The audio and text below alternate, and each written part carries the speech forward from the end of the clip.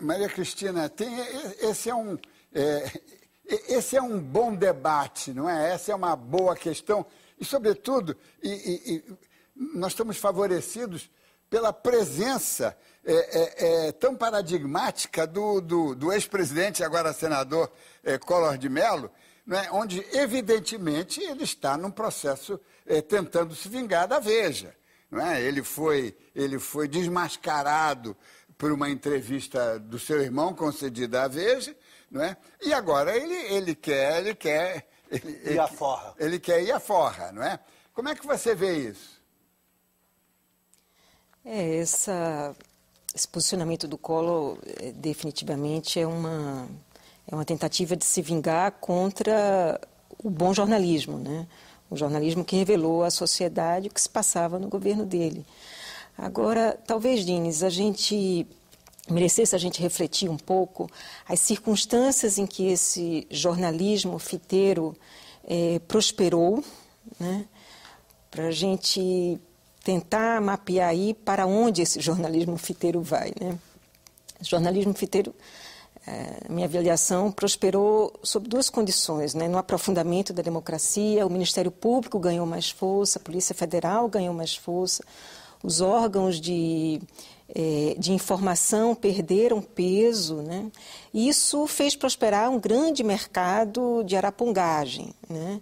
E a imprensa tornou-se parte desse mercado, né? Esse mercado que quis saber, acompanhar mais detidamente o que se passava nas investigações dos órgãos públicos, né?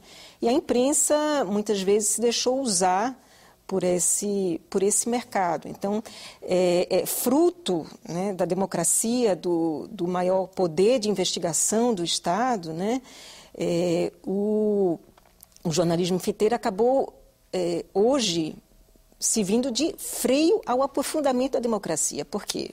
Porque é um jornalismo que serve a um interesse, né? Verbaliza o interesse do denunciante e sem investigar as razões desse denunciante. Não serve ao interesse público, portanto não serve à democracia, não serve à sociedade.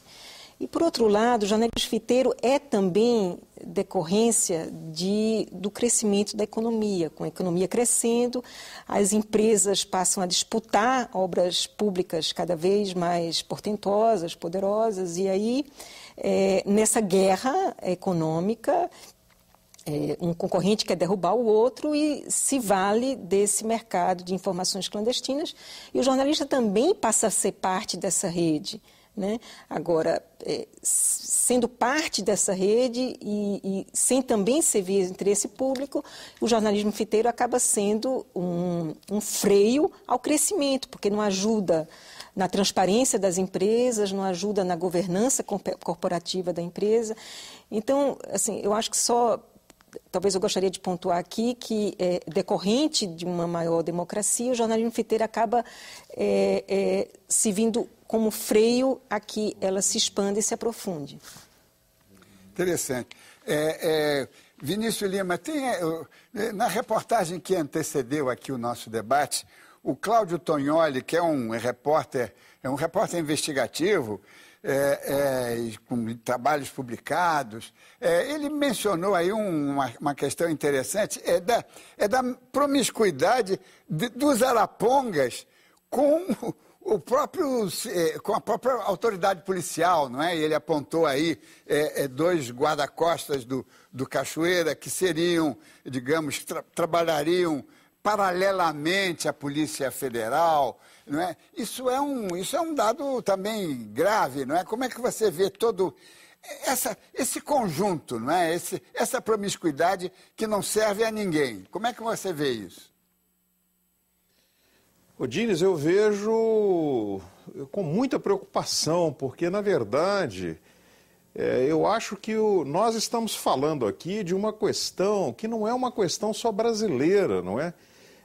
Nas sociedades contemporâneas, o papel da mídia no jogo político é muito grande, né? O poder de grupos empresariais que se fortaleceram com o processo de globalização, de concentração da propriedade, ficou muito forte. Isso não é só no Brasil, o caso inglês é muito interessante, porque a Inglaterra é um país que sempre teve muito cuidado com as questões relativas à liberdade de imprensa, à proteção do jornalista, à universalização da liberdade de expressão. Então, o que está acontecendo no Brasil envolve vários setores da sociedade, né? Contamina instituições, parte do aparelho policial, parte do aparelho judicial, aparentemente parte da mídia, né? Políticos profissionais, e a gente fica pisando em ovos, porque se, por um lado, há, obviamente, interesses de retaliação de alguns políticos que querem fazer um acerto de contas com seu próprio passado, né? Nós não podemos ignorar que existem questões graves, né? que estão surgindo. Eu gostei muito de uma coluna que a Maria Cristina escreveu no Valor essa semana, insistindo sobre essa questão de quando um jornalista fica muito dependente, eu não estou falando as palavras dela, estou tentando ver se reconstruo o argumento, de uma única fonte que muitas vezes pode estar desenvolvendo atividades criminosas. Ela já mencionou isso na fala dela, mas eu quero insistir porque me parece muito importante. Há um aspecto aí que esse jornalista e o seu veículo para o qual ele trabalha, eles omitem, né, um aspecto fundamental desse jogo, que é qual o interesse dessa fonte em divulgar determinados fatos, né? E eu diria mais, porque a importância do jornalismo não está só no que ele omite, mas muitas vezes está também naquilo que ele promove. No caso atual, há evidências de que, dentro do esquema da fonte, não só havia omissão de informação, mas havia claramente o interesse de promover a informação que favorecesse a determinados grupos e a determinados políticos. Então, nós estamos aqui, de fato, colocando o dedo num problema, que é um problema que me parece da sociedade contemporânea, onde, eu insisto nisso, esses grupos de mídia têm um poder muito grande. Vamos fazer um breve intervalo e voltamos já. Voltamos com o Observatório da Imprensa, que hoje fala sobre o jornalismo fiteiro. Obter material de escutas telefônicas ou de filmagens não autorizadas pode ser uma arapuca para o jornalista, mas também pode ser um grande trunfo. Basta que ele não se dê por satisfeito com aquele material e busque checar as informações recebidas. Foi assim no caso Watergate, quando 2 jornalistas do Washington Post conseguiram derrubar um presidente dos Estados Unidos. O caso clássico do caso Watergate. Você tinha ali uma fonte primária, que hoje já se sabe quem era, que se sabe que tinha objetivos muito individuais quando ele fazia aqueles vazamentos. No entanto, os jornalistas não se limitaram a usar as informações que aquela fonte dava.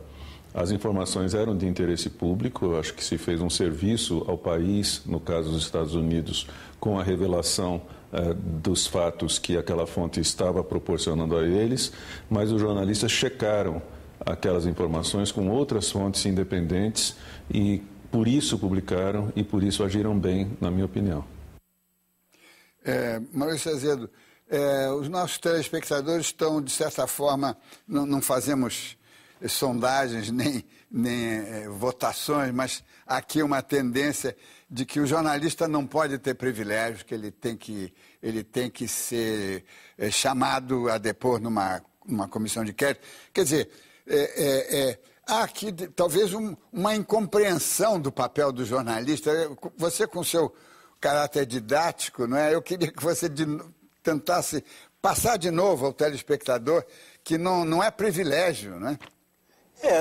Na verdade, se o jornalista é intimado a comparecer a uma comissão parlamentar de inquérito, que já tem, inclusive, indicações precisas e amplas e variadas sobre crimes que foram praticados pelos agentes que ensejaram a convocação da CPI, na medida em que o jornalista é intimado a comparecer a essa comissão, ele está sendo vítima, não está sendo beneficiário de um privilégio, ele está sendo vítima de um processo de coação em que são advertidos não apenas quem comparece ao depoimento, à comissão para depor, mas todos os outros jornalistas que se sentirão inseguros diante da possibilidade de serem, inclusive, arrastados a uma perda de credibilidade e de conceito público, na medida em que se diz que o jornalista fulano de tal foi intimado a comparecer à comissão parlamentar de inquérito.